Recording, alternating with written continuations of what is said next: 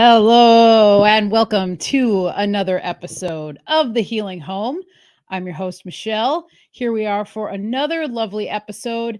It's episode 40. Woo! 40 weeks, people. 40 weeks. We've been at it. Pretty awesome.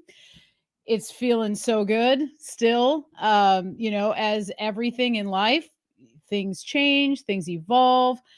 But my biggest mantra lately has been whatever comes up, you have to keep going, right? Because Beth Martin said it. And when she said it, I was like, damn, that's some wisdom. She said, you have to keep going because if you stop, guess what? You're going to have to start again at some point. And it's always harder to restart something as opposed to perhaps maybe pushing through a time that's more difficult and keeping the wheels turning, even if they turn a little slower. Because sometimes it's okay to go a little slower, right? And then when you feel back up to snuff, you feel strong again, then you start cruising at a higher speed. And I find, and what I'm starting to believe is that when we go through the times where we might not be feeling as good or we're coming, quote unquote, coming down with something or our energy just isn't right, it's almost like the universe or God or the goddess is giving us some sort of opportunity to slow down and is probably forcing us to slow down so that we can repair and heal what's coming up to be healed so that when we come back, we can be stronger and faster and better and have more power behind us. And that's just where I reside with this. And these are like things that are kind of just like very recent revelations, I'll say, within the last like handful of days, actually. Of I think too, it kind of turns maybe a setback or an illness or something more into a positive and a abundance mindset versus a scarcity mindset, which is something that I've had to like really work hard to continue to stay in an abundance, non-scarcity mindset as opposed to the scarcity mindset, which is a challenge for everyone here, I think, because our society promotes scarcity, right? And it's funny, how different times in our lives bring up different things, and so here we are in beautiful Virgo season, and I felt it very appropriate that this subject came up. And I have to say, before I get started and we jump into it, excuse me, the world of the internet, you're in contact with a lot of people at all times. And the blessing and the curse is that people can reach out to you whenever they want. You're kind of out there at all times, and there's access to you at all times. So this subject matter that I'm going to talk about, V is for vagina, just vaginal health and wellness. This is a subject that is so near and dear to my heart because I have, through my own journey as a woman, had to do a lot of healing in this part of my life. Not only as in the physical vagina, but in the emotional side that is attached to a woman's vagina and what that means, and our sex, are just sex in general, our attachments to sex and what it looks like for us, what we hold on to, and all these things. So, if for me, it has been one of those things where that's been some of my deepest shadow work, some of the places where I've needed to do the most work, actually. So, ever since I began my journey with herbs, it was always in my heart and my mind that I wanted to lean into this side of herbalism more, because it's talked about by certain people, but it's a lot of times kind of not talked about. And the same thing goes for men's health, actually. You don't really hear a lot of men coming out and talking about it either. And so I feel like, because of what the nature of it, right? It's like it's our dark sides. It's and it's literally darker for a woman, where all these where all this is our womb, right? The womb of creation. And so, anyway, with all that said, it's always been something that's near and dear to me. I've spoken about it loosely on shows, and even on my first episode, I went into a few things. And so someone reached out to me and asked if I wanted to speak on this. And the way I perceived that was that I felt as though they were asking me to appear on their show, because they asked me. They were the one that prompted me and asked, "Would you like to talk about the subject?" I said, "Hell yeah, I would. I love this subject. Let's go." And that happened. And then after that, I had one or two people reach out to me actually, asking me for suggestions for vaginal health. They were going through something, and they asked me questions, and I helped them and guided them and gave them some suggestions. And in my mind, I was like, "Damn, that's interesting that this is coming up because it's Virgo season." So that is very feminine. We are talking about the Virgin. We're talking about Earth. We are talking about veil symbolism. We're talking about hidden, all of these sorts of things. And then I thought, and then that person reached out to me too and asked if I wanted to talk about it. Damn, and then Mario and I were talking about one night. And I was like, I think I should do a solo show on this, with full intention that I was still going to talk to that other person, whenever that happened. I didn't know because I had never heard back. And I just wanted to start out by saying thank you for this experience with that. And also thank you to really great friends of mine who pointed some things out to me and brought stuff to my attention that I actually wasn't even aware that there was like an issue. And I just wanted to say it out, that I'm grateful for the true friends in my life and in our life that are always looking out and willing to share when they see something that isn't right. And I think that that is seriously too also like part of successful partnerships, whether it be friendships or romantic, that I think an obligation and a duty to the people you're in partnership with that you care about is that when you hear or see something that is off, that you should say something. And I know the see something, say something, the whole propaganda thing with that. But there's something so powerful about that.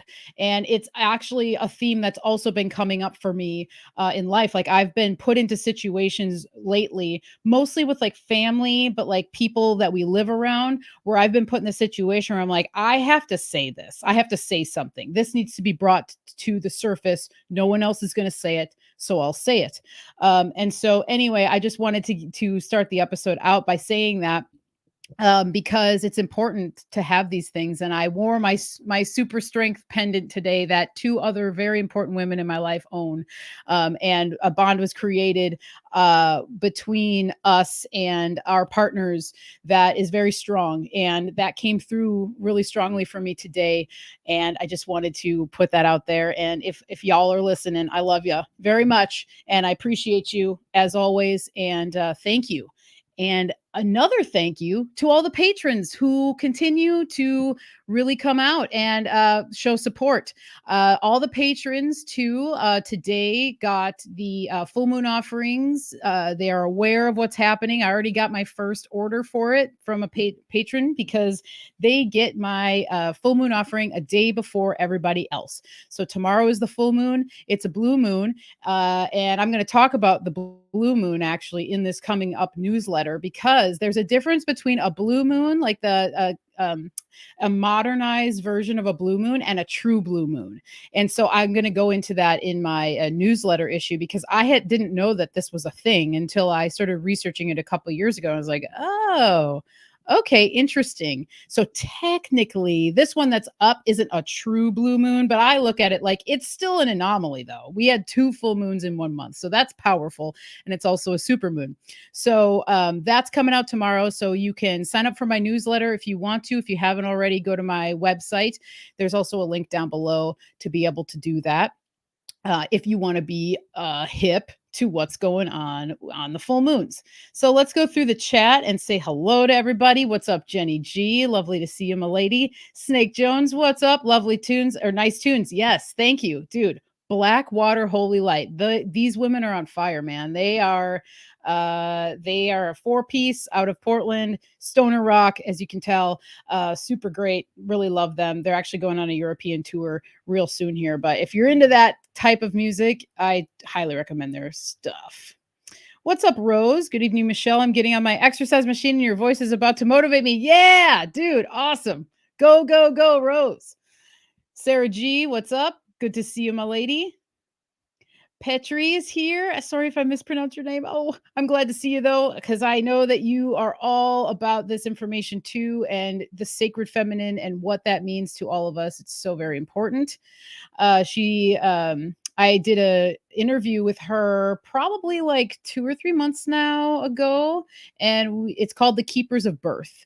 And we talked all about her work as a birth keeper and what she does. And she is also a doula, although I know that she doesn't care for that term. But for people who aren't if that's what their familiar term is with it, for lack of better words, that's where she's at. What's up, vintage love? Nice to see ya. And who else we got? 5 Gallon Philip. How's it going? Good to see you. Thanks, guys, for all hanging out. And Family Fun Guy. Woo! What's up, Elise and or James? Mercury Mel. Nice to see you, as always. So here we go. Yes, there we go. Thank you, Elise. Super important. I had to emergency message Michelle this past weekend for help with vaginal health. Yes, she's one of the people that did reach out and motivated me to do this show. Okay, so now let's get into it. All right. As I said in the beginning, I love talking about this stuff. And Mario also loves talking about symbolism, if you didn't already notice. And he's very much open and in tune with these energies of Virgo. And so when I was preparing for this, we first actually thought we were going to do a combo show, that he was going to be the special guest, and then we figured, let's keep this, and then we're probably most likely going to do just a straight Virgo symbolism show sometime in September while Virgo is still ripe and ready. And so I wanted to go through a few thoughts that he shared with me that he wanted me to share with all of you about Virgo. And I'm just going to breeze over it because he can explain all this stuff so much better than I can. But these concepts are all very much connected to the things I'm going to talk about. So one of the things that he brought up was that Virgo obviously begins with V. And here we are. V is for vagina. And we also have words like virgin and veil and vril.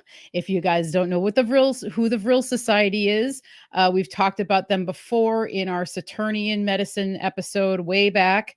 But cliff notes of it, they were a group of women who were around during the time of World War II, and were basically channelers, and they had super long hair, and they used their hair, or they believed that their hair was used as antenna to help them channel and communicate with beings on the star of Aldebaran. I know it sounds super out there, but I'll say there's something to it, and you can look into all of that stuff. There is a little bit of it online, but the Vril Society, we got another V.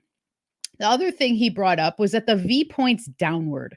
So the tip of the V is pointing down towards the earth. So it's a grounded sign. It's an earth sign. We're working with the primordial mother energy when we're working with Virgo. So that groundedness, that vessel, which is another V, which is also a cup that holds the waters of life. Also, water as well. So we have that connection with water and emotions and the womb and the woman, and the woman is two V's brought together. So if you can catch what we're putting out there, that's the kind of connections that Mario was bringing up, and what we both talked about, and kind of together we're like, oh yeah, I have to bring all this stuff up. So very cool with that. And then the symbol for Earth is an upside down triangle with a line through the upper part of the triangle, and then the symbol for water is just a downward triangle. So just take that line out, and then you're basically at the water element. Bridal symbolism is very heavy with Virgo. Mario was talking about, and he talked about this too in his latest presentation, the Lion and the Virgin, because he talked about veil symbolism, and literally a veil that a bride would wear, and then the veil would be lifted to be revealed to her, husband to be. And back in the day, or like the original term for virginity was actually just unwed. So it was an unwed woman. So she was an unwed woman, even if she had had, sex before and broke her hymen, and her hymen had been broken, she was still considered a virgin because she had not been she had not been embraced by that man that she was going to choose to spend her life with and make that commitment to. So the deepest commitment would be the thing that would actually um take her virginity away or whatever. But the thing that just comes to my mind, it's like, is our virginity ever taken away, or is it because the primordial mother was always considered to be a virgin? Are we always inherently just virgins? I know that that's kind of like woo or whatever, but it's literally just what came to my mind. So I'm not saying that that's what the deal is, but when I think about it, it's like, if the primordial mother is always considered that, then what does that mean for every single woman? Because we are a version of the primordial mother slash the primordial goddess. All of us have a piece of her, and we are from her, and everyone is, men and women. So that's always really cool, and I love the idea of a veil. I really do. And so that too, the veil, it goes further than just being a symbol of weddings. Like there's a veil that's lifted during certain times of the year, where we can commune with our ancestors more easily. There's a veil that could be lifted from your eyes over your perception of the world, or your perception of another person, or whatever it might be. So the veil, there is so much great symbolism there, and I really love that its attachment to Virgo like this. So um one of the things that Mario brought up was, what conceals also has the power to reveal. And he was also linking that to the veil, but also pubic hair in general. And that the pubic hair on a woman and even a man is like their natural veil. And one of the things that I think is interesting going on this weave, it's something that I was going to talk about later, but I'll just bring it up now. It's really interesting because pubic hair, it's like through the generations or through the eras or whatever, or the decades, you see like different styles of pubic hair or whatever. Now, this is really random and weird. So for people who like don't want to listen, that's fine. But I think it's interesting that it seems more and more as we've gotten into the modern age that like it's weird or not clean or it's gross to have pubic hair or something. And so you're seeing like more people wanting to be fully waxed or something down there, which is weird to me because it's like it almost it's like young child when it's like that. It's more, not like a true, like a grown woman who would have pubic hair that's there for a reason, not only to protect, but I think symbolically to be her veil, that veil that's lifted, when she is with her sacred partner, right? And so anyway, that was one of the things that came up, and that's one of the things that I thought of when he brought this up, because I was like, "Oh yeah, dude, that's totally a thing." And it's really strange that it seems to be that it's like, "Oh, get rid of that hair. It's weird. It's gross," or "ew," or we listen to a lot of comedy stuff, and you hear like some of these comedians like talking about like, "Oh, a hairy bush, gross," and it's just like, but why would you want something that looks like a child? So I guess you just gotta kind of wonder about that. And our body hair, I mean, it serves more purposes than just aesthetics. There's protection that comes with that too. And so anyway, this is just a thought that I had. So the IR in Virgo is the in Earth, right? So that's one of the things that was brought up when we talked. And then also, you are like is the original name for Earth. That's what Mario has found. So there's all these still, there's this like connections like that. And then he couldn't help but bring up the woman with a serpent, a lion, dragon, or Christ is all basically kind of subliminally symbolic of Virgo and the Virgin. So kind of like when you see any of those, a woman with any of those things that I listed, a serpent, lion, dragon, or Christ, it's some sort of hint towards Virgo or the Virgin, which I thought was really interesting for sure. And as always appreciate Mario's contributions and his revelations that he comes to, because he's always coming to something and making some sort of deep connection with a lot of the symbolism that's so intertwined in our lives, that is on the surface, but a lot of times is passed over. And yeah, so hope you guys enjoyed that. And I think that we will probably definitely do a Virgo symbolism show together. And if we don't do it on the Healing Home, he'll probably do it on Symbolic Studies, because that's just where he's at right now. He's thick in the Virgo veil. And yes, more bushing for the pushing. Nice, Jenny, that's awesome. Yeah, okay, so vintage love, isn't it kind of like nose hair, natural body filter? Yes, totally. So it serves a purpose. So to remove it, I don't know. I wonder about that. So anyway, just some thoughts, and thanks for listening with that. So we did prepare some slides sparsely. Um, and here's my Patreon list. So thank you to all the patrons out there.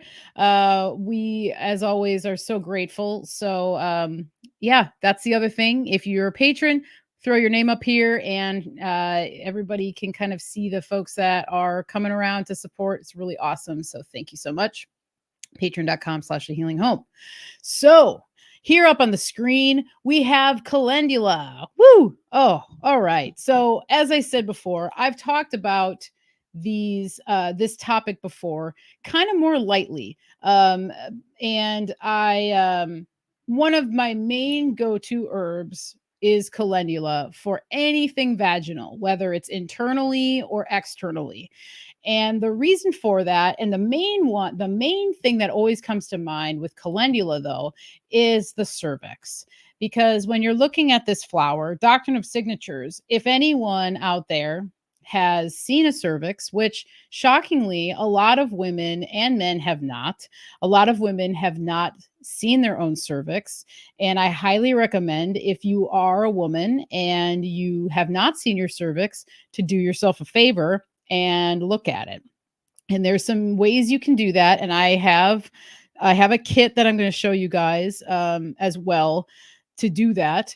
But also, if you are someone who does visit the gynecologist, you can ask them for a mirror. Or what you could do is bring a mirror with you, but bring like one of the mirrors that has like a handle on it, and ask them if they will hold it for you so you can see it.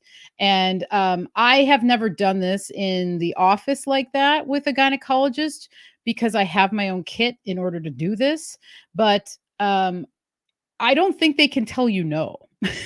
And if they do tell you no, then say, okay, great. But then find yourself one of these kits that I'll show in a little bit later that you can do it, because I'll say it was one of the more healing things that I did for myself. And calendula was one of the herbs that I leaned on a lot when I was doing my own cervical healing. And so there's so many reasons why this flower and this plant are good for the vaginal areas. But one of them to me is that it's ruled by the element of water, but it's also ruled by the sun.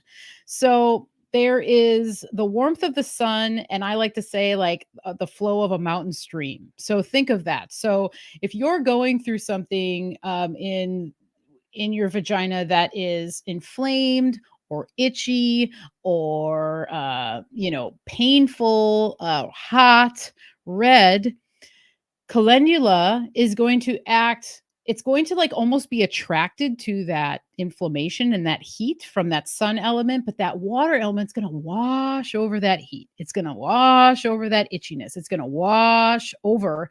And any woman who's experienced any kind of yeast infection will probably know that if you are or even a really acute like UTI, the itchiness can be so intense. But if you were to go in like cold water, it's like, oh, it's so relieving. And calendula kind of does that. So calendula can be used um, for those reasons, both internally and externally. It's also going to assist in like just the body's natural healing process, because I've said this so many times, but the body is built to heal. So sometimes though the body is weakened and it needs help. It needs a boost. It needs plants or practice or better food in order for it to your body to kick into a deeper state of healing. And calendula will definitely do that because it definitely is a lymphatic herb. So it's going to stimulate the lymphatic system. It's going to bring warmth also to the pelvic region. So that is something to be aware of if you're pregnant, because you don't really want to be working too much with what is called an emmenagogue during that time, because it's going to be bringing extra heat to that region. Now, I it's up to everyone who's everyone has a say in how they use herbs or what herbs they want to use. So I'm not going to say that you never can use calendula while you're pregnant, but don't take my word for it. Listen to your body. If you are going to use calendula during that time of your life, use it very, very lightly, or don't use it at all, just to be safe. And there's other herbs that we'll talk about that can be used as an alternative to calendula that are safe during pregnancy, and there's not going to be any issues. Chamomile is actually the one that comes to mind, and rose is another one that comes to mind. That is going to, it's not the same attributes as calendula, but you're going to get some of the same cooling, calming energies from that. And there's other herbs that I'm going to talk about that can definitely be used safely during pregnancy, and there won't be any issues. So, this is a great skin healer. A lot of people know calendula for actually helping to heal like leaky gut and things like that.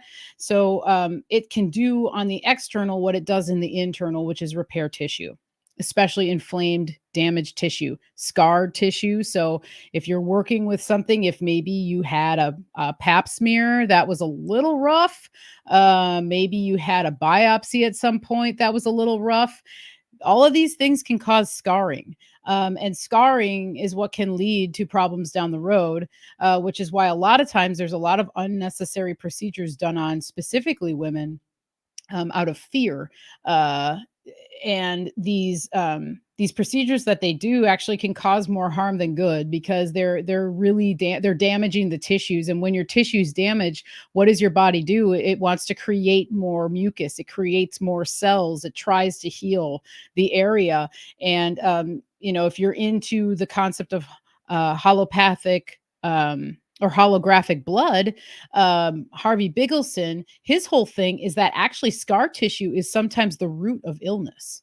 And his whole thing actually on like cervical health and stuff is that if you're dealing with something, like if they tell you it's HPV, or they tell you whatever some virus it might be or whatever, it actually is probably just inflammation, because there is definitely a lot of research out there that something even like HPV actually isn't, it's very much like the vid. It's not actually real. Amanda Vollmer talks about this a lot, actually, who I very much respect. There's actually really no threat of that. And it's literally just inflammation, and it can be healed on its own, and it usually will be healed. And they give you some stat like 98% of the time it goes away on its own. But calendula would be something that you could use in order to do that. But with that HPV stuff, what they'll tell you is that there's a procedure where they'll actually like burn the cells off of your cervix, because they'll tell you it's an abnormal pap smear is what it usually comes back as. And they'll say, we can burn those abnormal cells off, and that will get rid of it.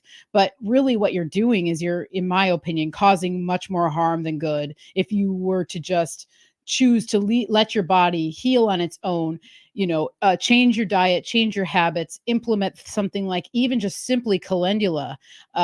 And you would be shocked at the fact that you'll probably go back for another pap smear and it'll probably be normal. But that's not the case for everybody. I'm just saying that that is the deal with that. And there's a lot of evidence too that HPV has literally been treated very much like the vid, and it's all done with PCR tests.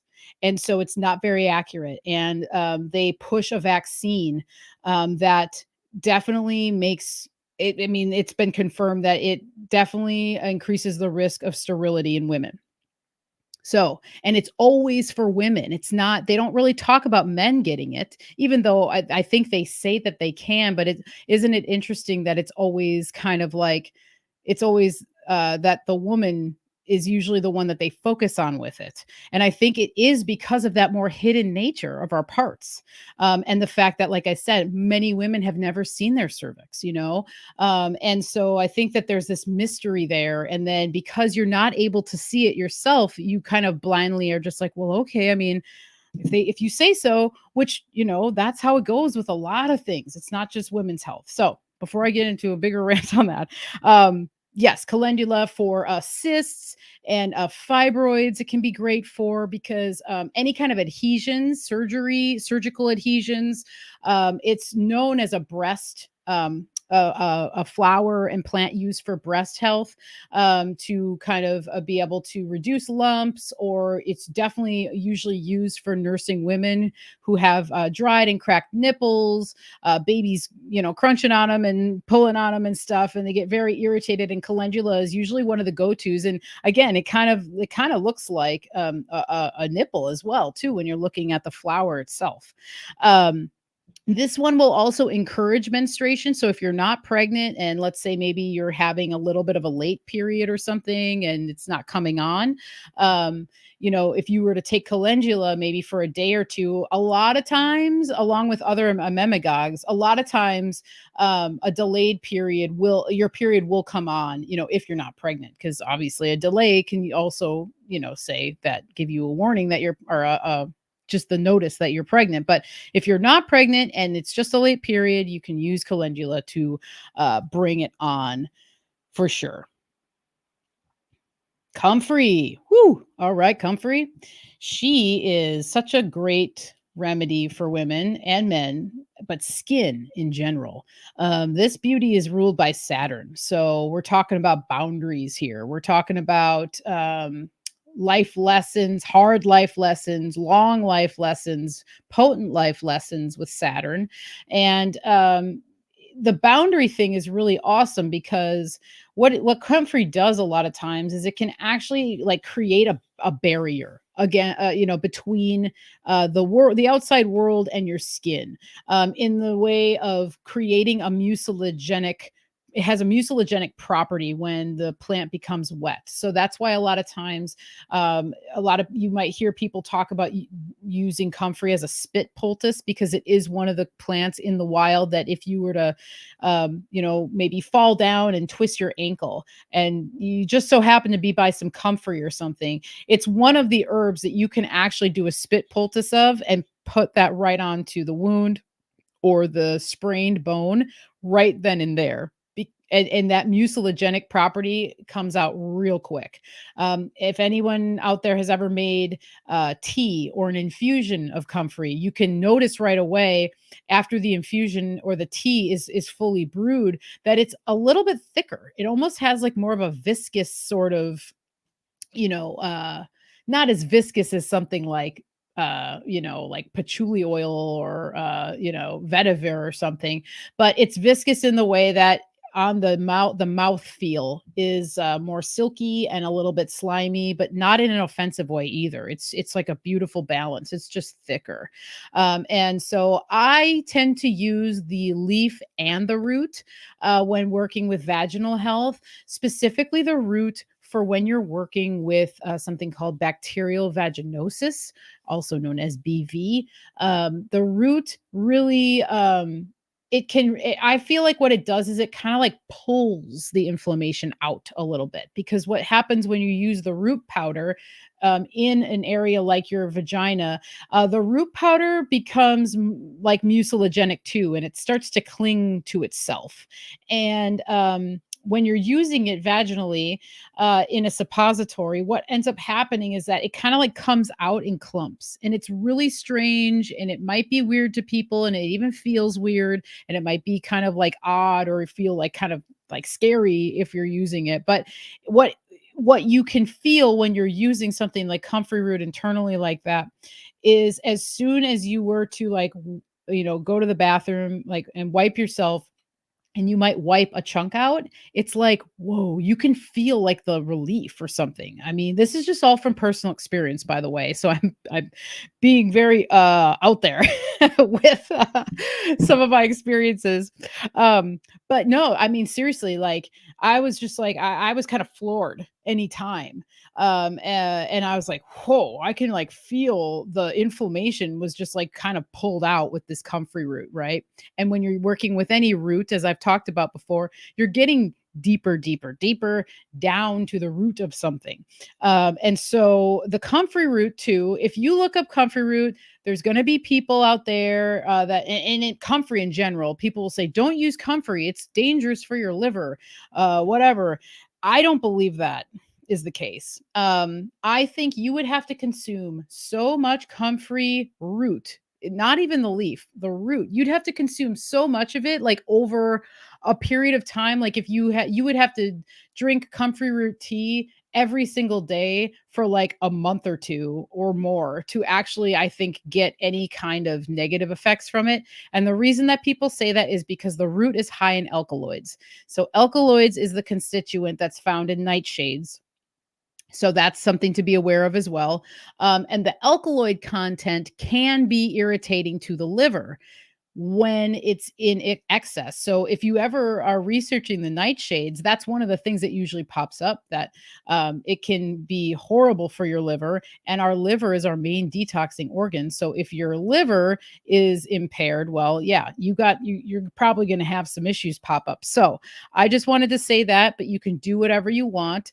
But you're warned that you will see things online definitely that say comfrey's not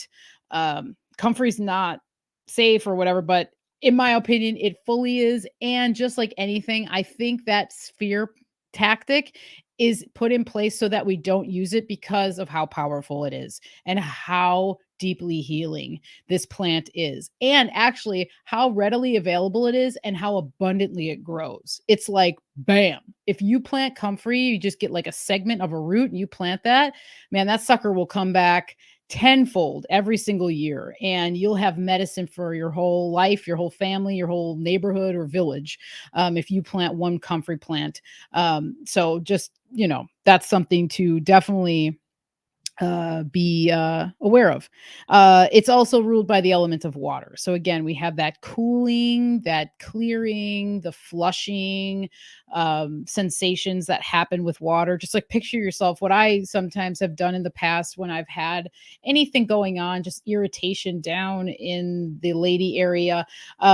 Like literally imagining yourself at a waterfall, and you're in the waterfall and the water's like running over you, and clearing you and cooling your body and cooling your yoni, like thinking of these things is very important when we're doing this stuff. So that's another practice that can be done. It really just moistens the tissues. It's going to help reduce inflammation as well. So paired with calendula, this is like a stellar team right here. So if you only had like one or two herbs that you had access to, and it was like comfrey and calendula, or just comfrey, you could do a lot of great, amazing healing with just those two herbs. But just comfrey on its own is really great. So I wanted to share this photo because I thought it was like, whoa, I saw this. I was like, damn, that is very, very yoni. And it's almost looks like the penis and the vagina to me. But this is a photo of a comfrey, like flower after the flower petals have fallen away, and then you can see the four green balls right there are actually very young seeds that are starting to develop. And then you still have that stamen that's coming from the center there. And I was like, whoa, man, that to me feels like very strong goddess energy. And then again, you have like the five-pointed star. So there's even a Venus connection too, then with comfrey, in my opinion, And as as we've talked about a lot, even on the Vibrant series, is like sometimes like these plants, I think they have like a lot more correspondences than what you might just find in a book, and it's through stuff like this. When you see photos like this, it's almost like uncanny that there's a Venus connection here, right? So something to note about comfrey and the development of the seeds. So that's really cool. Up here we have red clover. Oh goodness. So this has been a really good ally to me in a lot of ways, particularly during menstruation and times of really painful periods. And I didn't grab it. Maybe I will grab it, but I'll just shout them out. Grounded Extracts makes a really great red clover tincture that they gifted to me over the Christmas season. And boy, I'll tell you, taking that tincture during really like painful cramps within about 5 minutes or so, them really subsiding. And one of the things about this is that so there's something in the clover that it's an oestrogenic compound. So it's not as like up there as like hops might be on the terms of having like high estrogen or the ability to increase your estrogen like that, but it has the ability to balance the estrogen. So when we're going through our period, our estrogen levels are fluctuating and stuff. And so I think that the clover, in my experience, has just come in and balanced things really well, and really just like brought a lot of relief to the cramping and things like that. So I think of Venus big time. I do think this is a Venusian plant, like through and through. If you look at the leaves, we have another V. We have another V formation. So it's almost like telling you, like, I am for the vagina. um, come Red clover as tea is wonderful. You can do red clover infusions, the blossoms. So an infusion, for those of you who don't know, the difference between an infusion and tea is literally just the amount of herb you're using and the steep time. So, for an example, an herbal infusion is usually a good measure of thumb is 1 ounce of herb to 32 ounces of water in a quart-sized jar or a mason jar, right? And that's an infusion, and then you steep that minimum 4 hours, maximum like 8 hours, and then you get a really strong potent infusion that you can drink like over the course of 3 days, as long as you keep it cool and refrigerated between that time. And then a tea, like most people know of a tea, especially with herbal teas, usually an herbal tea you're steeping anywhere between like 10 to 15 or 20 minutes depending on what you're making. And a tea, it's not as potent as an infusion, but the red clover is great for both of these, tea or infusion. Tincture, as I said, yoni steam. This is your lady for a yoni steam. Red clover would be wonderful, just because you're gonna like getting that essence, that womanly essence, that clarifying, clearing, balancing. I think balance is the word with red clover that comes to mind the most. Clear. So have preparing yourself a yoni steam. For anyone who hasn't done that before, get yourself a nice big soup pot, boil up some water, put your herbs of choice in there, and you pour the boiling water over. You're going to want to let it cool a little bit before you post yourself up over it, because you don't want like boiled hot steam. You want warm, hot to warm steam, and everybody has a different threshold for temperature too. So you have to you got to test it out. But just to be forewarned, you don't just pour the boiling water in there and then plop yourself over it, because you could definitely burn yourself. But yeah, having the soup pot, and then you I just like to or having a pot where you can squat over it, comfortably, and comfortably squat. If you're familiar with yoga, it's sometimes called the malasana pose. where you're squatting down, your feet are flat, and then your hands are at your heart center, and then your elbows are on your knees, and you're upright. A lot of cultures eat and sit that way. They go to the bathroom that way. If you have a squatty potty, like that's what you're emulating when you're in that pose. And so doing that sort of pose over the pot or a big bowl, and just allowing the steam to just go, get inside, go around, comfort you. And there's a really just a lot of healing that that can happen with a yoni steam. I mean, just like taking baths and stuff like that. It's like steam is incredible. Steam can do so many things to open us up, and that's one of the things that comes to mind with the red clover. Next up, we have the beautiful and lovely Queen Anne's lace, also known as wild carrot. This is one of my best friends. And I'm not even lying. When Queen Anne comes around, I get so excited. And it was funny. The first Mario said this to me for the first time this year, but he was like, that flower really reminds me of you. And I was like, "Oh, that's really nice. You've never told me that before." And then because we came across this huge patch of it, and I was like, "Oh my God, look at the Queen Anne's lace." And we were just like kind of admiring it. And then he said that. I'm like, "Oh, that's really sweet." Like that to me is a very high compliment. Being such a great friend of mine.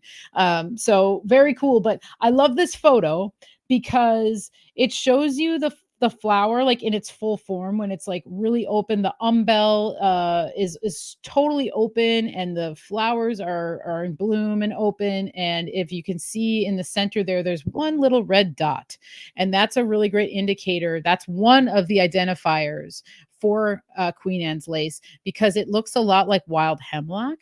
So you have to be pretty careful. There's other identification things that you should definitely look up if you're looking at wild carrot. I also have a video about that on my Instagram where I talk about just some of the most key things to look for when it's wild carrot versus water hemlock. So that needs to be stated for people. And then, so you see the blossom that's towards the bottom of the page there. See that pink ring around the flower, around the edges. Look at that. That's gorgeous. That's so feminine to me and so gentle and graceful. And again, that it's mimicking the cervix to me. The cervix, I should have gotten a photo. I should have put a photo of a cervix in the slideshow. But anyway, think of a donut. Think of one of those those small powdered sugar donuts, that are really bad for you but are delicious. That's like kind of what that's a very close rendition of a cervix. So you seeing this in the wild carrot, it's just like, wow, that's really great. Now, one of the things that is known about wild carrot is that it can be used as a contraceptive. It can be its seeds, the seeds of the plant can be crushed and used, because it will actually help prevent the implantation of the sperm um, into the egg. And so, if you look it up online, some people will compare it to like Plan B or whatever. I don't know, if I don't really even like to compare plants to the pharmaceutical drugs like that, but for lack of better word, that's basically kind of what you're doing. It's like, it's not a surefire sign or way to make sure that you don't get pregnant. There's no guarantees here. But that is one of the things that the seeds can be used for, and have been used for a really long time. People like Hippocrates and things like that talk about this in some of their books about the seeds. And the seeds, it's really cool too, because when the seed pod forms, the flowers, they come back in on themselves. So how it like that big white umbel comes back in on itself, and it just like closes itself in, and it like cradles itself. And I think that that's very symbolic too, almost like it's kind of like the cradling of a fetus or something, but it's almost like closing in on it. It's like closing the gateway of a fetus to be uh produced. if that is, if it's definitely going to be stopping the implantation, it's closing off that gateway. It's like, no, we're not creating a baby right now. So that seed, that doctrine of signatures on the seed head is very, very much like that. I think that was what I had for that. Oh, well, the other thing too, before I get into this, so Queen Anne's lace too, bladder health, urinary, um, which is all very connected, to a woman's system, right? And it's very important in a man too. But the bladder and the uterus and the urethra, they're all very close to one another. And a lot of times, sometimes UTIs can come on. In my opinion, I think it's a breaching of a boundary is what a UTI symbolizes. That is sort of what GNM talks about. GNM, German New Medicine, looks at it more of a territorial conflict, which I think also has something to do with boundaries. If your boundaries are being crossed, it's territorial conflict. Someone's encroaching on your territory. So that could mean a lot of things. That could be literally an intruder in your front yard or an intruder into your body that you did not want. That can create a conflict that can produce a urinary tract infection. And Wild Carrot would be just a wonderful ally for that, really, because she's going to protect. She's going to put up a little bit more of a boundary for you. And I think that has to do with that cradling that happens, that closing off that happens with those seeds when the seeds start to develop and closes it off. It puts a stop to something, which is another thing that Wild Carrot does, as we just talked about. Yeah, oh, digestion and gas and things, which should be very for women. Sometimes symptoms of like IBS and gas and bloating can be mistaken for vaginal issues. Like you might be having really bad cramping or bloating or gas, and that can be a signal that something is off. But those same symptoms can sometimes make it feel like, oh man, there's something like deep, like I feel it deep. And that can be gas. So always remember, that's why I always try and tell myself too, is like, all right, you always have to give some time. You have to Symptoms start to pop up before you get too afraid or whatever. And I have to remind myself of this, trust me. Before you get too afraid or freaked out, you almost have to give your body some grace time to show you what's happening. Because usually, unless there's some sort of like, intestinal blockage, usually gas and bloating will subside, over the course of 12 hours or, maybe more for some people. So just a little thing, but Wild Carrot can be an ally for that as well. Now, this is one of my favorite parts, okay? Because I'm going to talk about suppositories. And I have been making my own suppositories when they're needed for a long time, almost a decade, I would say. Probably not quite a decade, but just about. And there is something so rewarding when you make any of your own medicine, even if it's the simplest thing like an oil or whatever. But to be able to make your own suppositories, something so just like sacred and important and very personal. Very cool, because as I've talked about before, it's like you will put intention into anything you make, whether it's your breakfast or it's your medicine or whatever.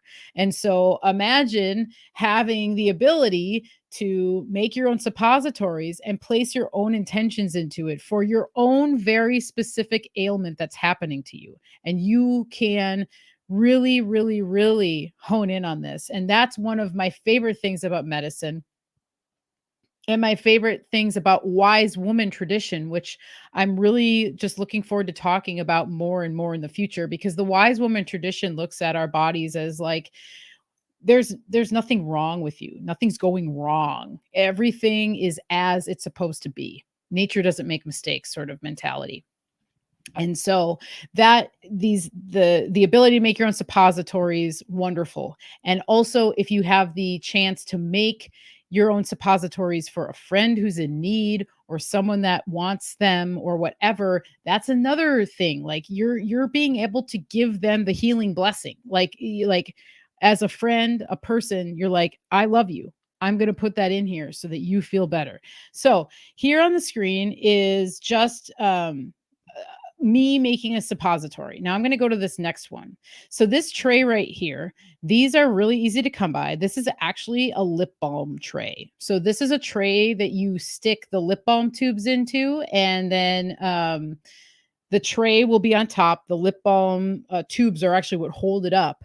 And then you pour the oil, your mixture, into the tubes, right? This thing doubles as a suppository um, mold, like awesomely, because the holes are are small enough that you can make very nice you know fairly petite sized suppositories. So this is really great. And then what you see stuffed into the hole is just one of those a mini muffin or cupcake paper. And so this first slide here is just me taking that cupcake paper, the mini ones. You want to buy the mini ones. I mean, if you only had the big ones, you could use them, but you'd have to space them out, so much. You'd have to do multiple batches, which is fine too. So I just take a chopstick. I put this mini muffin thing over the hole. I take a chopstick and you just very gently push down with the chopstick, and then that muffin liner goes right into that hole, and it makes a perfect mold for to pour the suppository solution in. Which for me, you can make the suppositories out of a handful of oils, but the main oils you kind of want to ride with are coconut oil and cocoa butter, because the cocoa butter stays fairly hard. I can't remember what temperature cocoa butter melts at. I don't remember, but it's a harder butter. So at room temperature, it'll be nice and solid. But if you're going to be like shipping, suppositories can be kind of tricky to ship, especially in the summer. Forget about it, kind of, because they're going to melt, most likely. But anyway, the cocoa butter is great. You can also use shea butter, but I would just say cocoa butter and coconut oil are your friend. And then you can add the herbs that you choose. You can, and then here you can see the actual suppository hardened, what it looks like when it's in that mold. And so this suppository you're looking at has some turmeric in it. So that's the golden color you're seeing. My suppositories also, depending on what we're dealing with, for bacterial vaginosis, which is something that I've gone through a couple times, and which just to say, a lot of women end up having that. And what it basically is just your good and bad bacteria are just thrown off. And it can be uncomfortable. It definitely can. It can actually also, sex can be painful sometimes with it, depending on the severity of it. There can be extra discharge and things like that. But it's literally just that your bacterias are out of balance, and that's okay. And that's what you have to remind yourself of when dealing with anything, I think, but specifically these more sensitive areas, is that it's okay. It's okay. And we can bring it back into balance. And as I was talking about with like the red clover would be a great one to have in a suppository. And there's options here. You can infuse an oil with herbs if you have time. So maybe you want to just plan to make a suppository down the road at some point. So you could start your own suppository oil and do a steeping, do a maceration.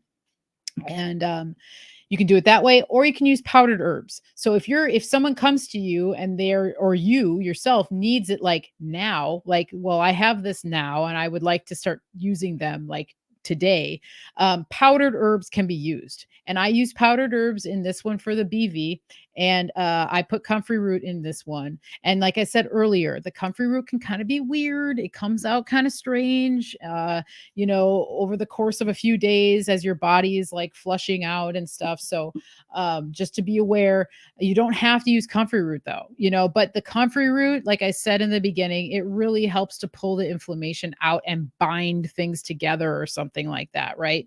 The turmeric is helpful for just like sometimes known as is like antifungal or whatever. I don't even like to say anti anymore, antifungal, antibacterial. But the inflammation can really bring down the inflammation. I also use calendula in my mix for that. I also use CBD. I add CBD into mine. That's a total optional thing. You don't have to use cannabis, but I have used straight cannabis like THC cannabis suppositories, and you will get a little high if you're doing that. So just beware of that. So if you're sensitive, know that, and you can omit something like CBD, but the CBD is great because it's not going to give you that high sensation. And I use a small amount of it. I think I put like 20 drops into a whole mix, which I usually make about like I don't know, 6 ounces or something like that. And then 20 drops into like a 6 ounce oil blend. That's really not too much, but just a word for the wise. What's up, Sunseed? Good to see you, my lady. Yes, I'm glad you're here. It is a great topic, and I love talking about this stuff. And so I'm really happy to talk about it. And I love you. I just want you to know that. Because I'm wearing my pendant for good reason that I explained earlier today. And I love you. So, you know, this is what it looks like when it's hardened. And so I wanted to show this to you. I also have a video on my Instagram where I go through kind of a little bit more of the process, just very briefly. But believe you me, there's more coming about this because I know that there's a need for this information for women. And men can use suppositories too, but in the butt, that's where they go.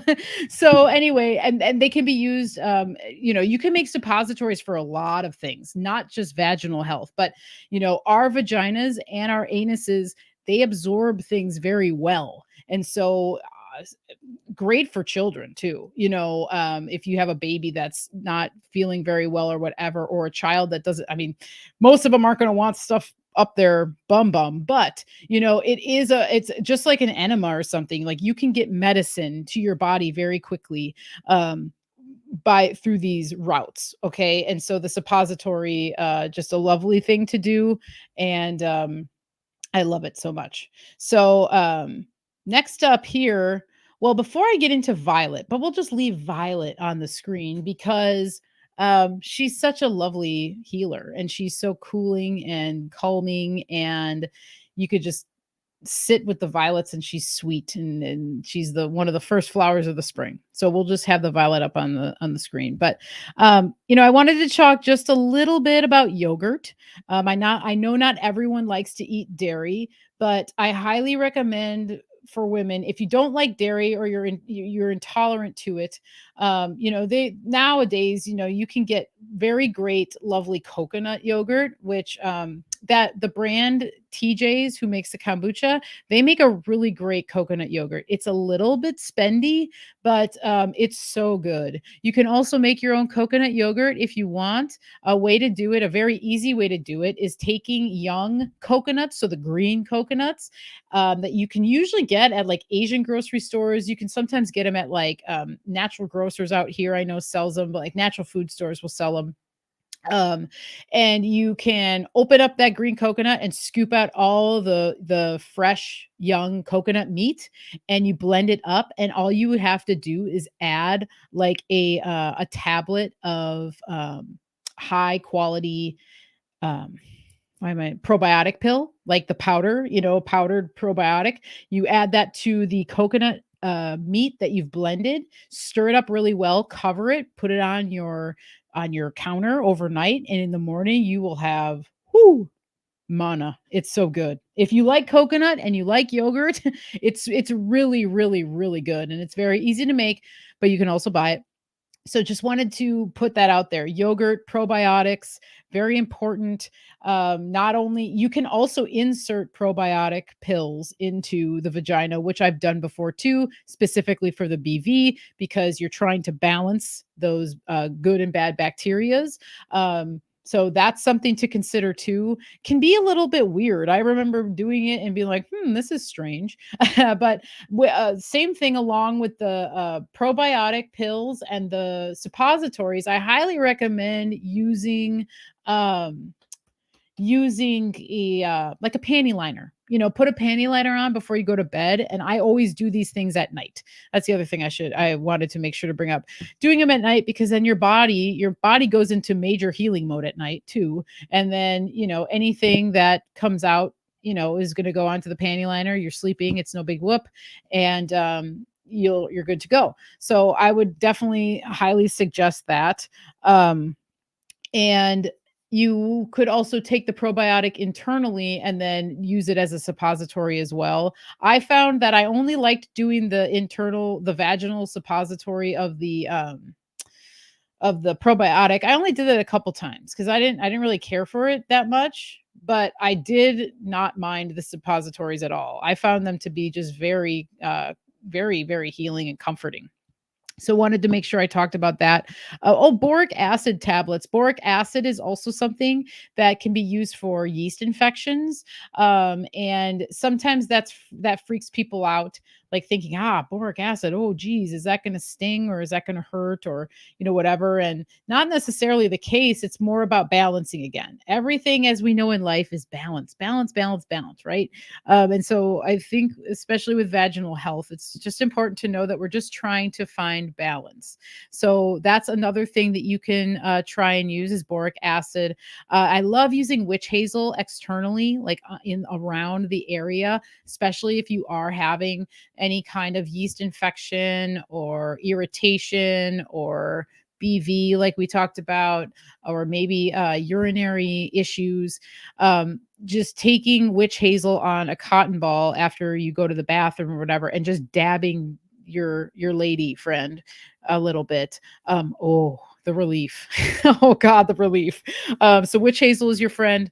And yeah, that's where I wanted to talk about with that. Before we got into the violet, I also wanted to give a shout out for the herb Damiana. Damiana I've talked about a lot before, but in terms of just like sexual health, hormonal regulation, libido regulation, stimulating the libido in both men and women. Also wonderful freaking ally for anyone who's gone through any kind of sexual abuse or sexual trauma and you're healing from that. Damiana is really wonderful for that because it's really calming. It's very calming, yet it's stimulating. It's really interesting. It's one of those herbs that can calm you down in such a way, but it can stimulate you in the more sexual realm. So just wanted to bring that one up. So the violet I have up on here is more for emotional support. What I've found is that there is a deep comfort that comes from violet. Even just looking at it, it's very feminine. It's very welcoming. I love the leaf structure. There's a big heart connection to violet, Venus connection. But if you see at the bottom here, the bottom right of this photo, the leaf is like curled. It's like curled in on itself. And so there's this coziness with violet. It curls. It's like you want to curl up in the leaf of violet and just take a nap and relax and allow yourself to calm down, or any kind of strife that you're feeling from anything dealing with sexuality or guilt or shame or any feelings like that come up. Violet is an ally for that, and it's very present, in my opinion, in the doctrine of when you look at the signatures of this plant, specifically the flower. It almost does look like, kind of looks like arms and legs like wide open, kind of like there's like an openness to it, like she's asking you to kind of like dive into these things that make you uncomfortable, so that I can help you to see that there's reason for it all and that it's going to be okay. I remember when I was going through some of the darkest healing times in terms of my sexuality stuff, sexual trauma, right? I went to a park and there was violet all over the ground. And I was like, oh my God. And I was a mess. I was just a mess. And I just got on the ground and started eating the violet flowers. Like, I swear, Violet was just like, please just lay down and eat eat my flowers, and I did. And a lot of stuff came up, I started having healthier thoughts about what I was going through, and seeing kind of like the light at the end of the tunnel almost, or like that it was okay that I was going through this, and that I had to go through it. That was the biggest conclusion, that this had to happen. You had to go through this thing, and you had to go through the healing of it now. Because it's one thing to go through the traumatic event, specifically when it comes to anything sexual, but then it's another thing to actually then go walk through the trauma gate of healing it. It's like there's a whole other level there, right? And Violet can be really, really helpful for that. Yeah, slow down and take in the sweetness of life is what I like to think about it. Right here is Trillium. Trillium. This is, and I say this for so many plants, but this is my favorite forest flower. This is my favorite forest flower and plant that comes up in the early spring for so many reasons. But, just looking at Trillium is very calming. A lot of people call this birth root or birth plant because it can really help to, it can actually help the process of birth. Okay. And so it can help a woman even expel a placenta. It can help stimulate birth and labor. And it's one of the plants that was traditionally used in Native American medicine and for this exact thing. So midwives actually would either wear a trillium flower on them, or have pins made of trillium as a symbol of a midwife. So it's like a symbol of it's a midwifery, more wifery symbol. And there's also this element of like all three. There's like the triple goddess in this, but what really comes through strongly to me with trillium, especially when you're in the presence of her, is maiden. I think she is maiden medicine. That's how I look at her. It's how I address her. And also flower essence of trillium is very much maiden to me. So maiden in the sense of helping us find that playful joyfulness of a maiden, that excitement of a maiden, like you're young and you're fertile and you're out and you're happy, you're excited. It's not to say that we can't be happy and excited when we're older, but everyone knows in your maiden stage, when you're a young woman or a man, there's a different type of excitement. There's a different type of zest for life that's there. And that's just how life is. It's supposed to be that way. And I think Trillium, as an essence, really, really brings that to you when you have lost that, but you've never lost it. That's the reminder of Trillium. You never lose that maiden. We never lose it. We just have transitioned out of the phase. And so it's always in us. We're all maiden. All women are maidens, mothers, and crones, in my opinion. Whether you are in that phase or not anymore, it's all within us. And so the Trillium can also really help too, like, because in the maiden stage, the younger years, is a lot of times when people find themselves in more sexual positions, or sexual positions, like not missionary. I don't mean like that. I mean like you're maybe being courted more, or you are more promiscuous, or you're more adventurous in the maiden stages, and sometimes with that, with those choices that we might make that we might regret later on, a lot of grief, a lot of guilt, a lot of shame and embarrassment can come with that. And Trillium can help us to embrace the reality of the situation, that yes, we did these things. Yes, I made that choice. Was it a good choice? Maybe not, but I did. And the maiden says, let's just still have fun. Let's still be our joyful, youthful self, and allow the guilt and the shame to be transmuted, and help you change it into like forgiveness and gratitude for the event. Okay. And sometimes it wasn't a choice. Sometimes something was forced upon us that we didn't want. So our the sexual engagements that we have aren't always by choice, right? And Trillium, I think, has that softness of the maiden, but she also, as I said, has the essence of the mother and the crone. So there's just something so beautiful about this flower in terms of just being able to help us through some of the more challenging times. And I've said this before and I'll probably say it again, but like, dude, my stuff included, people's sexual traumas are some of the most deepest, darkest things sometimes. Some of the hardest things to tap into because there's so many different emotions attached to it. So many.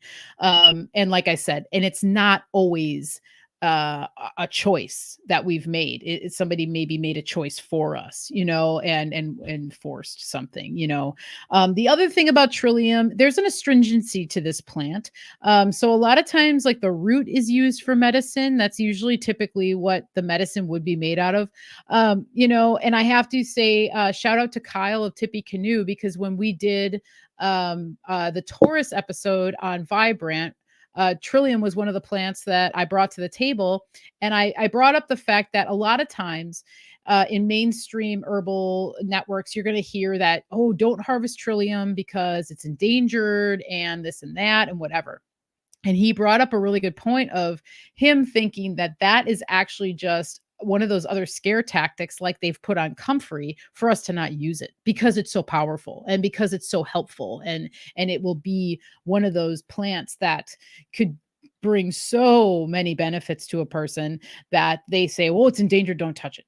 Which I'll say, Trillium takes a long time to grow. So if you're ever in the woods, um and it loves to grow in like partially shaded areas, so like where there's like partial sun coming through and it's like kind of a cooler area on the forest floor.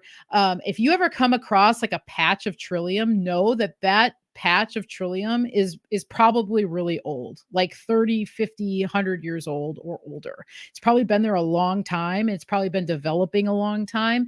And the way that Trillium replicates or reproduces is through its roots in the rhizome system underneath the ground.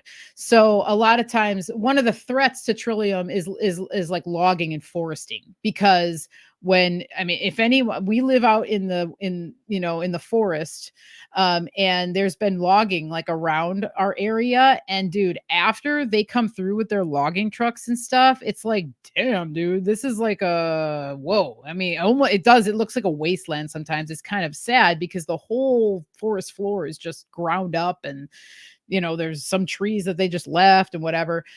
And I know that it regenerates, and that's how things go, just like a forest fire. After a forest fire, new things grow. But so Trillium can be threatened by that kind of stuff, because like if a logging crew comes through and there's a patch of Trillium, like that's going to be gone. But yeah, no, it's been it's an old ancient plant. It's been around for a long time, and sometimes it takes like 4 to 7 years for a Trillium to actually start blossoming. So you might, if you come across a patch, you might see like the leaf structure, so the 3-leaf structure, the really nice, wide, beautiful, like it's like a beautiful hips. It's like a hips of a goddess when you see this plant, the leaves of it.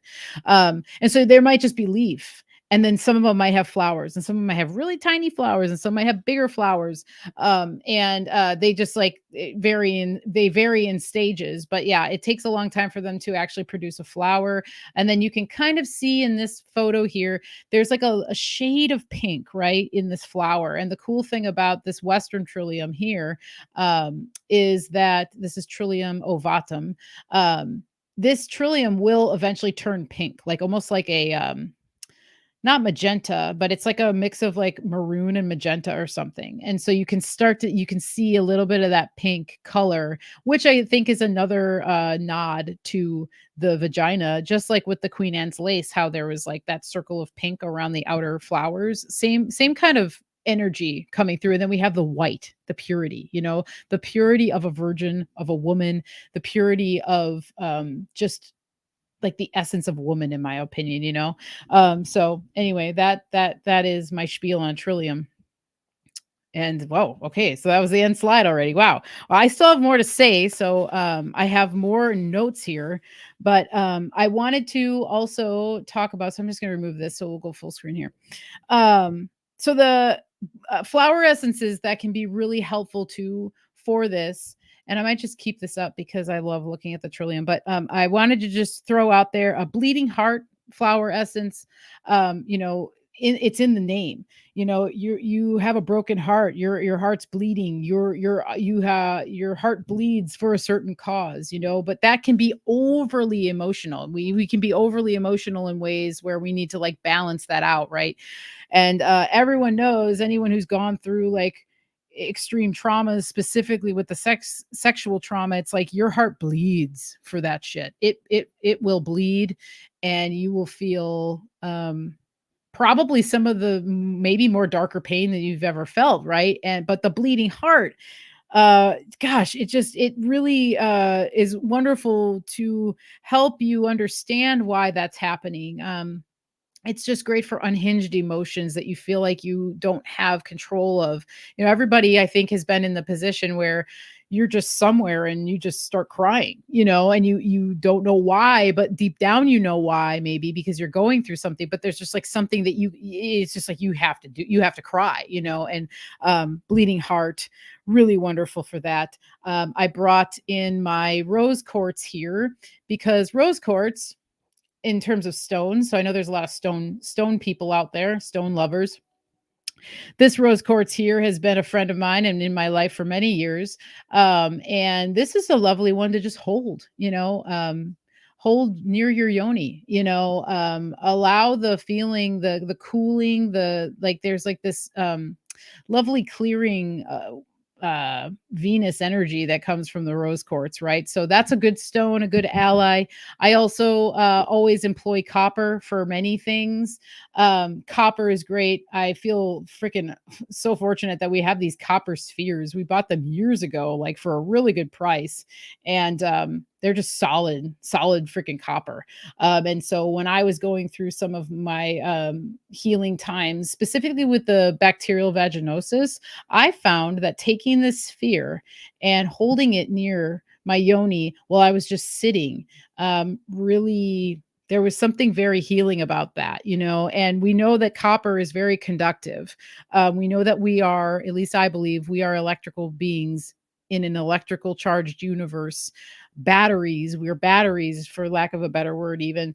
And something like copper can be very, very, very nice to conduct some great energy towards you. So copper is a good thing, and I know copper has been all over the board with electroculture and all that stuff, and lots of talk about copper, but for good reason.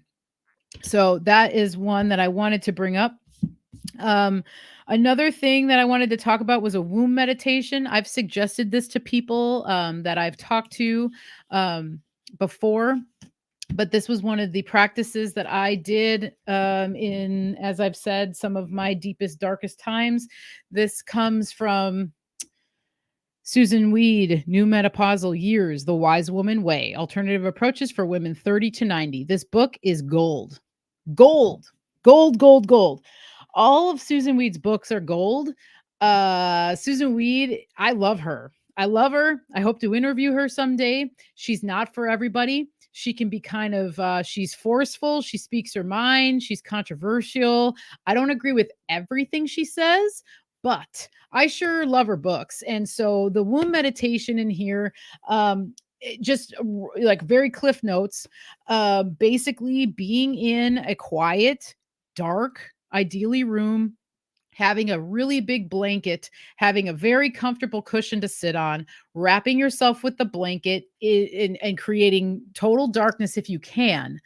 And basically allowing all the emotions that come up to flow, excuse me, but also to be like almost chanting and focusing your energy on your uterus, your yoni, your whole womanhood, and like thanking her, saying you're protecting her, reassuring her you're going to protect her And maybe there were times when you didn't protect her, but you've learned the lesson and you're going to protect her. You're protecting her, she'll protect you sort of thing. And the envisioning being in the womb, and then the blanket obviously kind of works as like sort of, a mock up of a womb, right? And so you're just like you're kind of going back to the mother, man, and you are then allowing whatever comes up to come up. Because what will happen, and what happened to me was like when I started saying these things, like focusing on my womb and my yoni, and telling her, I'm here for you, and I appreciate you, and I will protect you, and I'm not even you it's not you're not like having to be, I'm so sorry I didn't protect you when I should have, or whatever, but acknowledging when maybe you were a little loose with it. Maybe you were just not you just weren't being as protective as you could have been, and maybe didn't honor her for the sacred vessel that you are and that is in your body. Like this is sacred stuff here, right? And so the amount of things that come up with that are pretty profound.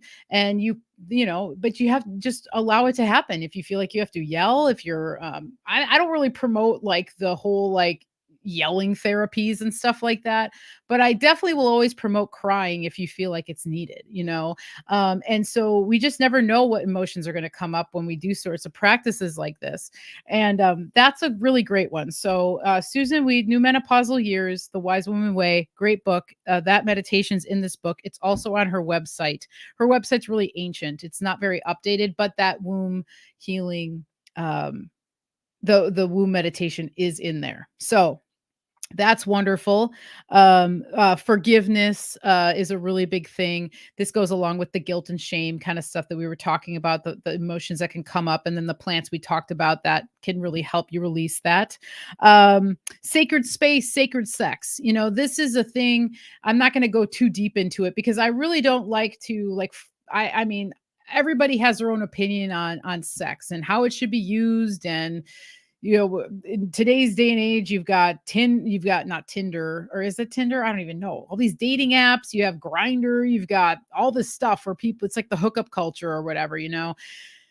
I get it. And like we are saying, that maiden energy, when you're younger, you're exploring, you're experimenting and all this stuff. But I will say, dude, like the more of that promiscuity stuff, like it's not to be shamed. Like I said, it's just that it's such a sacred thing that we have the ability to procreate, the ability to have intimacy with the person that we really love. That when you're kind of like freely just like giving it away, I've found in my own life that like it creates a lot of strife and inner turmoil. And a lot of that kind of stuff can create a lot of conflicts, and also just a lot of hidden trauma that you might not know is there until like something comes up, until the question is asked, by a lover that you love. Let's talk about our history here, and then it might not even dawn on you that there were these consequences until you start to talk to somebody that you really truly love, that you're like, oh, but I don't, wow, crazy. And again, it's not about regret, it's not about guilt, it's not about shame, it's just about being able to be like, yep, that's what it was, did it, there it was, okay, and stuff like that. So anyway, that's why I don't want to get too into it, really, because it's like to each their own. And I honestly, all I know is from my own experience and the emotions that I've dealt with, and things from those choices. That's my reference. So that's where I'm coming from with it. But one of the things that Mario and I have talked about is just like, the whole sacred center, your pole. The act of sex is like a man is claiming his land. And that might sound like a feminist would probably like blow their brains out over me saying that or some shit, but it's true. It's kind of like the symbolism of that is like, well, what else would it be then? And so what better thing to create a strong bond than to allow that to happen? Allow yourself to be claimed by the person you love and who loves you deeply. I mean, to me, that's kind of like one of the more beautiful things about this whole subject matter. And to me, when I started realizing that, and when I was able to look at sex as like a healing act versus just like a gratification thing, is also when I had a lot of epiphanies about stuff too. So just wanted to kind of go there. One of the other things I really wanted to talk about was soap. Okay. Hello, I make soap. I love soap, love selling soap. I love making it. I love using soap. But there's a whole thing with no soap on the yoni, ladies. It sounds weird and someone might be like, "Whoa, what is it going to start to smell and stuff or whatever?" But it's like our bodies, especially down there, the thing that can happen with soap, especially like there's soaps out there that are a little bit gentler, and if you're going to do that, like I would highly recommend like a very light pH balanced soap, because what can happen is that soap actually can throw the pH balance, can throw your pH off down there. And a lot of people, I didn't know this until about like maybe 4 or 5 years ago. I think it was maybe about 4 years ago, 4 or 3 maybe. Let's like, yeah, I bet it was about right around there that I when I started to realize it. But the pH can be thrown off very easily, and soap can do that, because what's soap doing? It's like stripping away our oil, it's stripping away oils and things like that. It's cleaning an area, but our yonis actually will balance themselves on their own, and to introduce something like soap to it can actually cause issues. And another thing that Susan Weed talks about is that and there's a lot of actually other women out there that I've talked to, and I'll just say from personal experience, after keeping soap away, it's like you can, around the area, but you want to make, if you're whatever, use your own discernment or whatever. But I noticed a huge difference in my balance down there when I stopped applying soap to the area. Because even, I mean, just to be really personal, like sometimes I can remember using soap, and then sometimes the soap gets in there and then it like really hurts. I mean, I'm sure other women out there have experienced that.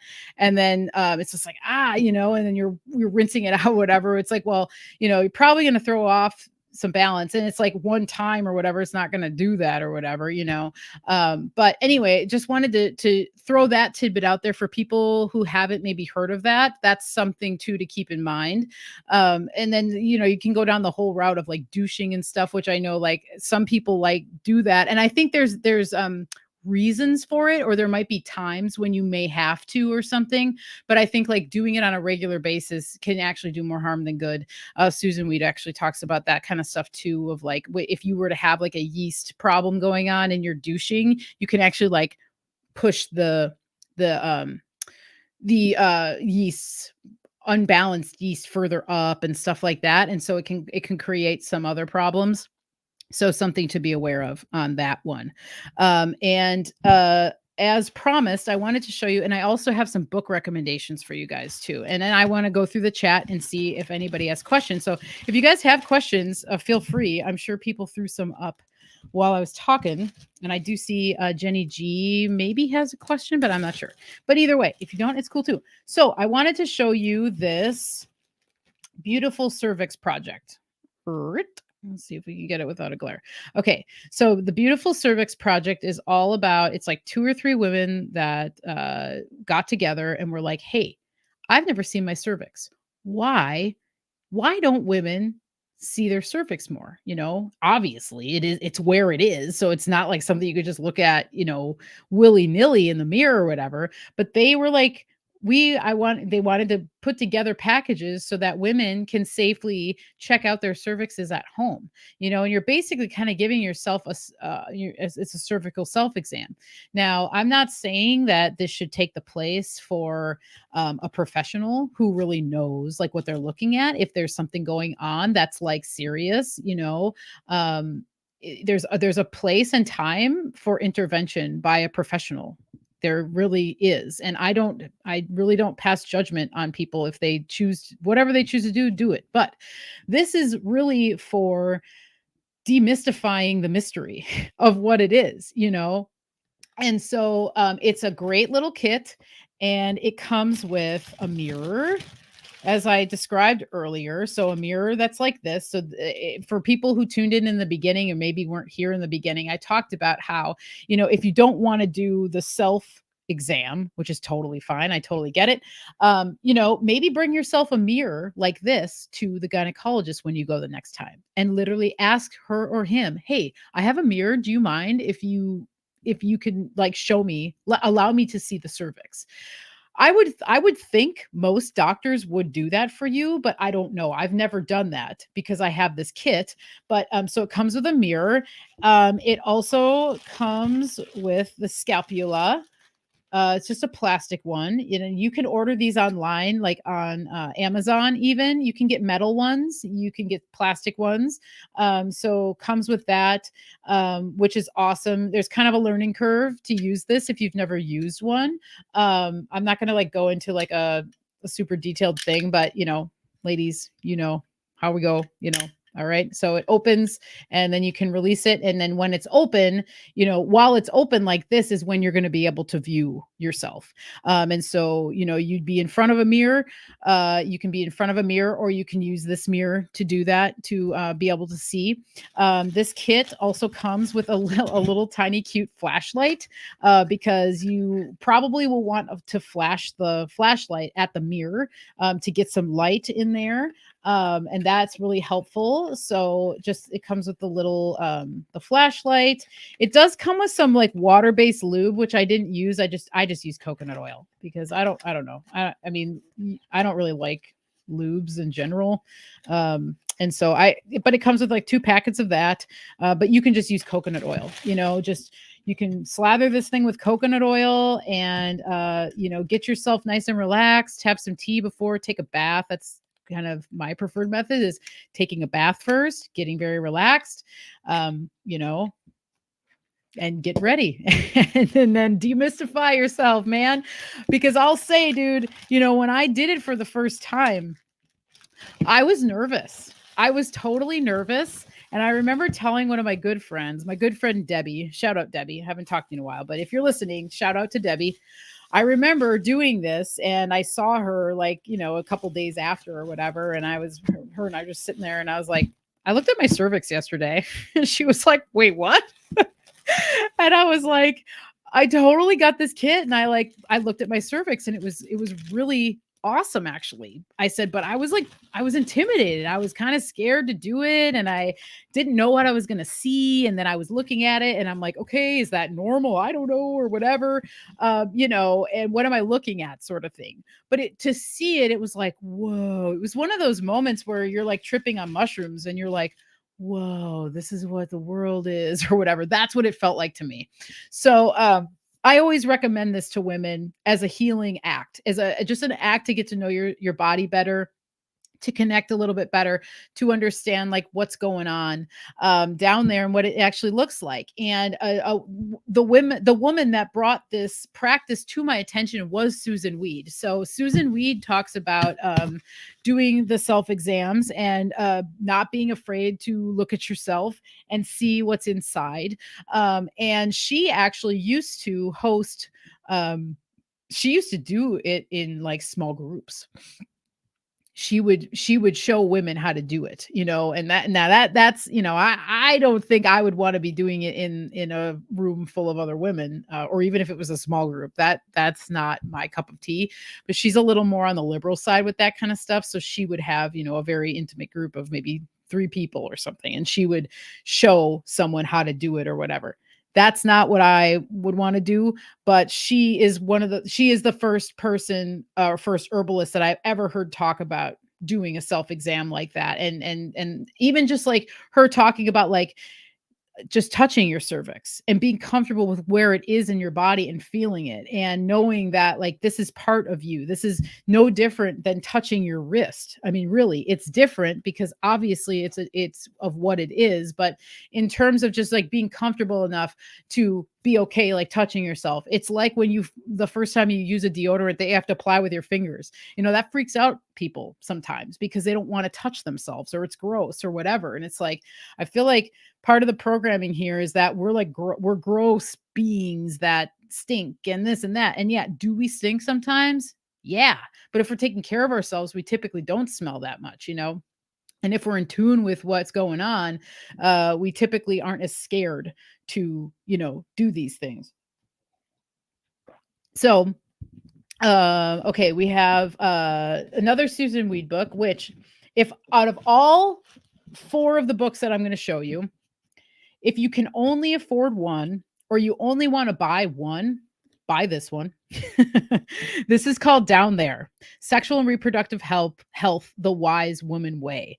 This is uh, this is an awesome book. I mean, there is so much information in here. She goes through everything. I mean, I'm just going to read a few of the things. She talks about dry vagina, incontinence, infertility, cervical issues, endometriosis, hemorrhoids, orgasm, UTIs, prostate. She even goes into prostate problems. She talks about men's health in here too. It's down there. It's not just for women, it's also for men. STDs, healing after trauma, fibroids. I mean, you name it, it's probably in here. Even things like, vulvodynia, which is kind of a little bit more not talked about, but she has a whole section on that. She breaks it down, like the uterus, the ovaries, the vagina, fertility, as I said, cervix, the clitoris, all of it. She goes through it, and she goes through the different ways of healing these areas of our body or these ailments or whatever pop up. So she goes through and she does like a 6-step process. So her first step is like collecting information. So tuning into your body, listening to what's going on, paying attention, maybe doing some research. And step 2 is engaging the energy. So what energy is this? What are you feeling? Engage in it. Okay. And then her third step is nourish and tonify. So that's the whole thing with the wise woman tradition, and why I love it so much. It's about nourishing yourself. It's not about bombarding yourself with a bunch of stuff. It's not about taking away all this stuff. It's about putting nourishing things in your body so that your body is in a state where it is comfortable and healthy and wants to heal. And then the fourth step is stimulate and sedate. So that's more about like kind of getting into more potent remedies. So for example, she's talking about bladder cancer, and one of the first things that she talks about in this section is poke root. So poke root, very much poisonous plant, but very, very powerful immune stimulating plant that can, if you're dealing with something like bladder cancer or something that is more invasive, you are going to need to employ stronger plants at some time. So she talks about that. And then the fifth step is to use drugs. So she always gives that option too of like, hey, she knows not everybody wants to use herbs or natural remedies. Well, these are the options. If you wanted to go allopathic, you can do that. And then the sixth and final step that she says, like, this is more like, this is what they will do in allopathy, is break and enter. So her break and enter section of this book always is about surgery.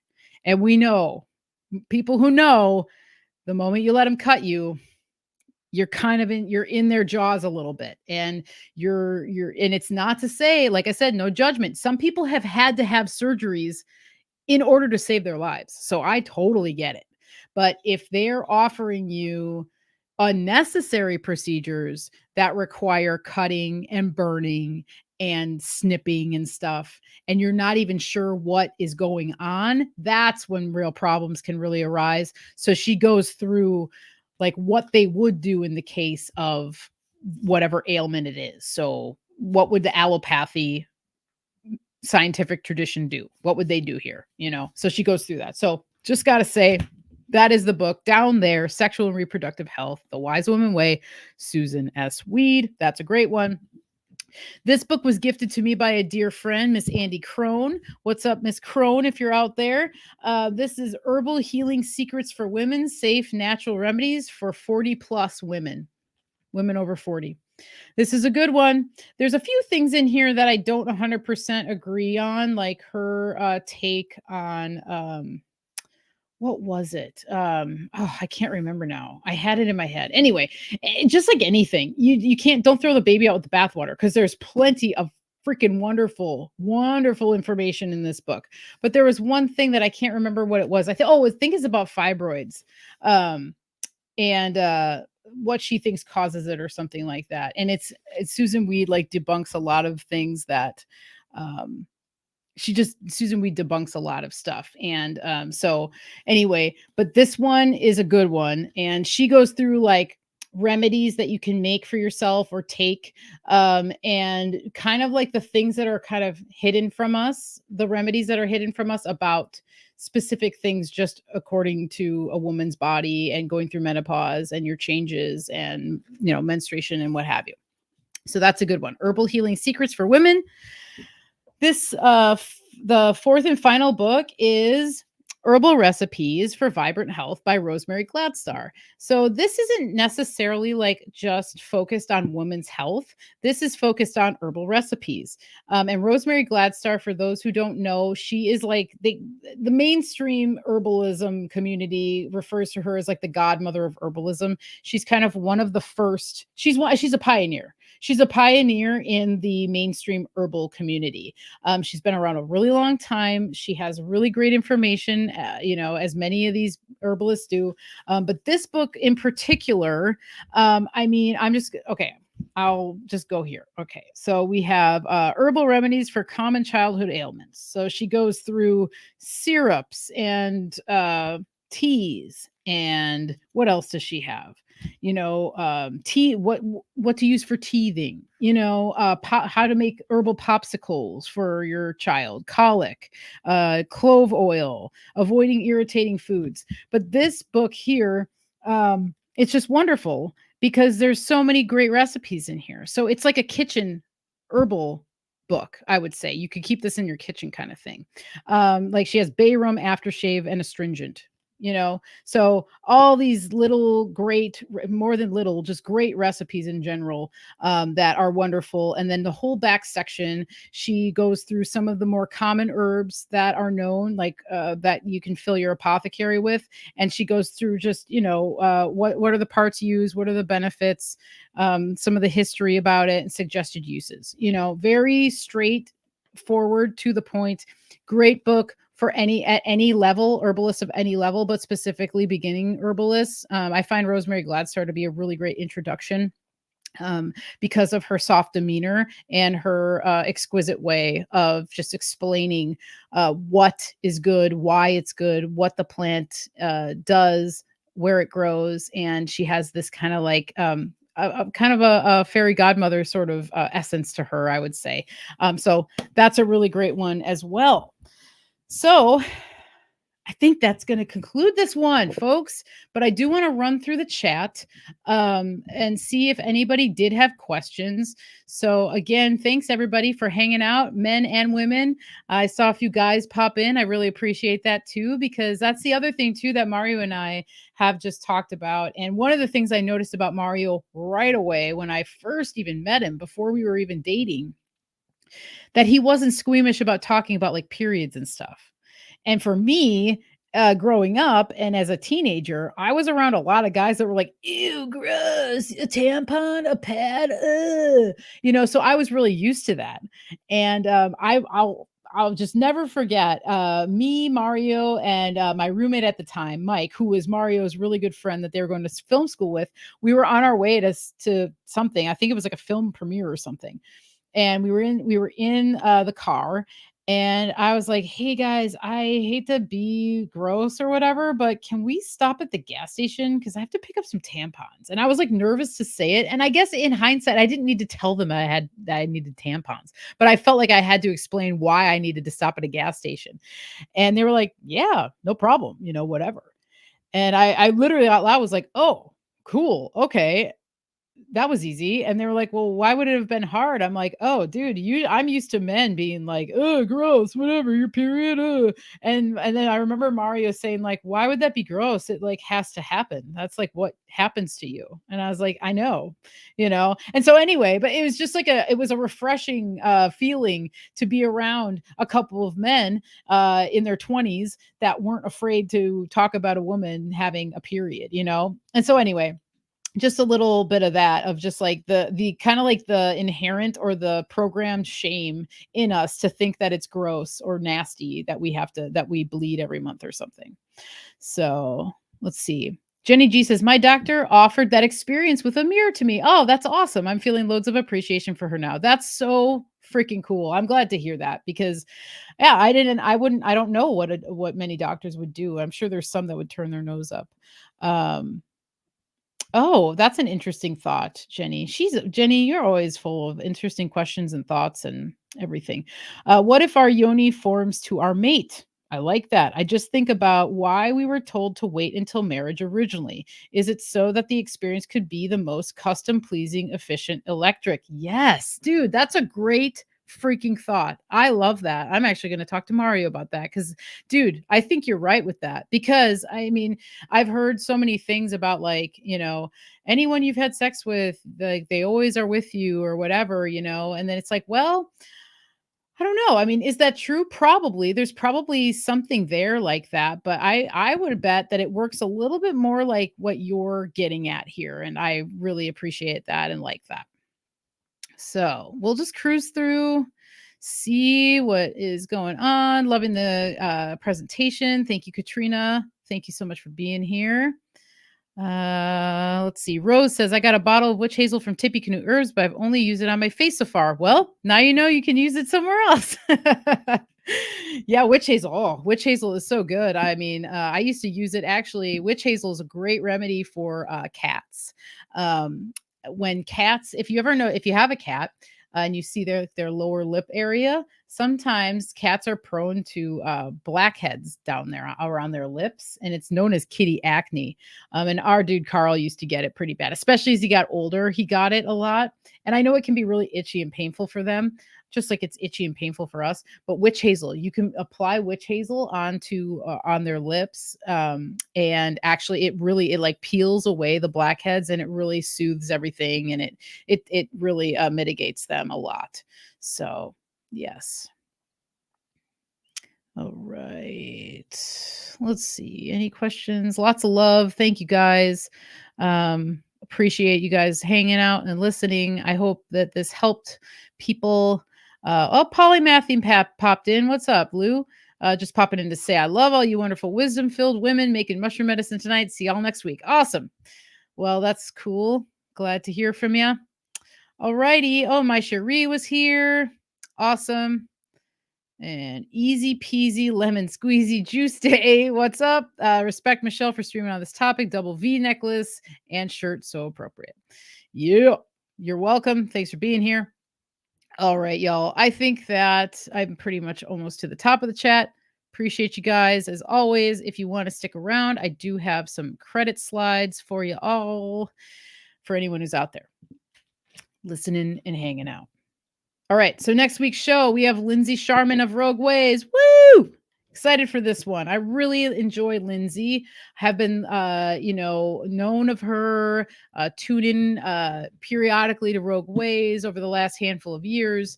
Her and I have had a really awesome experience together with Catherine O'Shea, the animal communicator, which we'll probably get into in our episode.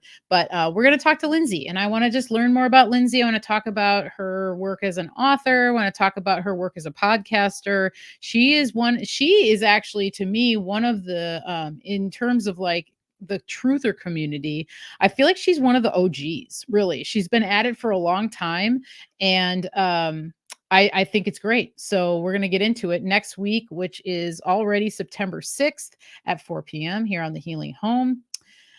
Full Moon Offering newsletter. Next issue comes out tomorrow. So sign up for the newsletter if you haven't already, and you'll be informed of what my offerings are for this month. I already have, because this is our second full moon, this will be my second offering of the month. So find out about that tomorrow. I do still have just a couple of my mugwort tinctures left. That's the current full moon offering. So you can get some of that if you want. Mugworts actually was on my list too. I think motherwort was too. I didn't really talk about it though, because I feel like there was more things to talk about. Mugwort more for regulating menstruation, But there's also that crone energy that she brings things up to this up from the subconscious that need and should be looked at. So that can also be really, really she can be a really helpful ally when dealing with some of the aftermath of some of these more not so fun things that come up about sex, but also fun things, because mugwort helps you to realize the dreams in your heart. So not only the dreams that are in your subconscious mind, but the dreams that are in your heart. So that's another beautiful way of looking at mugwort. And up on my screen, as always, is my current menu.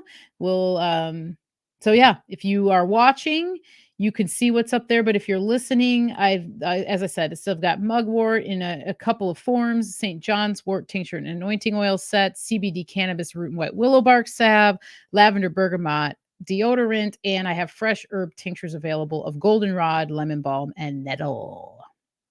michelleshealinghome@gmail.com for any orders, inquiries, questions, anything like that. Email is the best way to get a hold of me. michelleshealinghome.com is my website, so you can go there and you can check things out. You can look at my blog, all the stuff.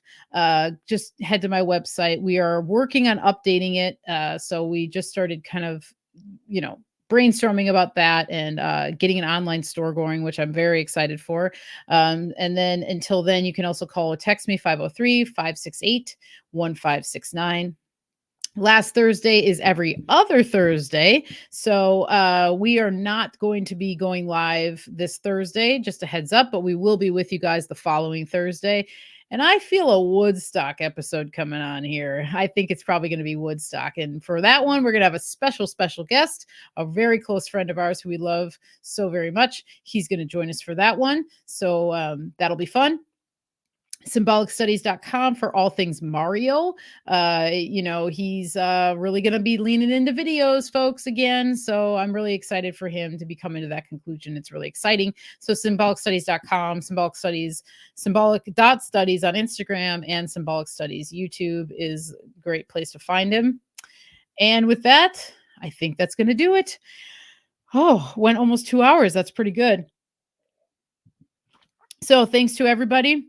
Thank you for all the motivation. Thank you for everything. I appreciate you guys. Thanks for tuning in. I hope you guys learned something. I hope it helped you guys, with stuff. And oh, yes, raspberry. Yep. Raspberry leaf tea. Thank you, Jenny. That was another one on my list. See, I didn't scan my whole list, my notes. What the fuck? No, it's cool. But yeah, raspberry leaf and blackberry leaf tea can be wonderful, as Jenny has found out. And very, very astringent. So it's going to help rebuild tissue, pull tissue together. It's delicious. I actually really love raspberry leaf tea. So thank you, Jenny G, for saying that.